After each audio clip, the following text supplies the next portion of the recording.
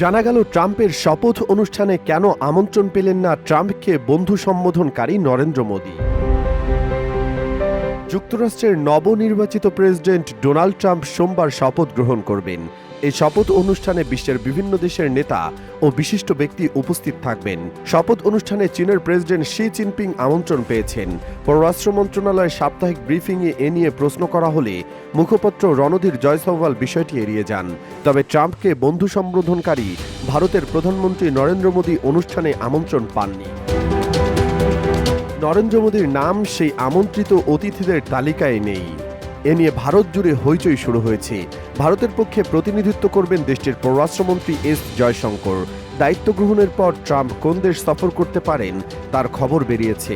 Wall Street জার্নালের প্রতিবেদনে বলা হয়েছে, দায়িত্ব নেওয়ার পর ট্রাম্প ভারত ও চীন সফরের পরিকল্পনা করছেন।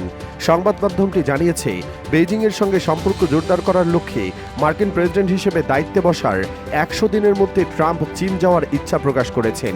এ বিষয়টি সম্পর্কে জ্ঞাত ব্যক্তিরা জানিয়েছেন, প্রেসিডেন্ট ইলেক্ট ট্রাম্প তার উপদেষ্টাদের চীন সফরের কথা বলেছেন। যেসব প্রযুক্তি কোম্পানির নির্বাহীরা অনুষ্ঠানে উপস্থিত থাকবেন বলে ধারণা করা হচ্ছে, তারা হলেন ওপেন এআই এর সিইও স্যাম অল্টম্যান, গুগলের সিইও সুন্দর পিচাই, অ্যাপলের সিইও টিম কুক এবং উবারের সিইও দারা খসরোশাহী, টিকটকের সিইও শৌসি মিউ। মেটা, অ্যামাজন, গুগল এবং উবার সম্প্রতি ট্রাম্পের অভিষেক তহবিলে কমপক্ষে $10 লাখ দিয়েছে। এ প্রযুক্তি কোম্পানিগুলো এবং এগুলোর নির্বাহীদের জন্য ট্রাম্পের দ্বিতীয় মেয়াদ গুরুত্বপূর্ণ, কারণ তিনি এ খাতের করনীতি, বাণিজ্য নীতি এবং অ্যান্টিট্রাস্ট বাস্তবায়নে পরিবর্তন আনতে পারে। দিগন্ত ডেস্ক।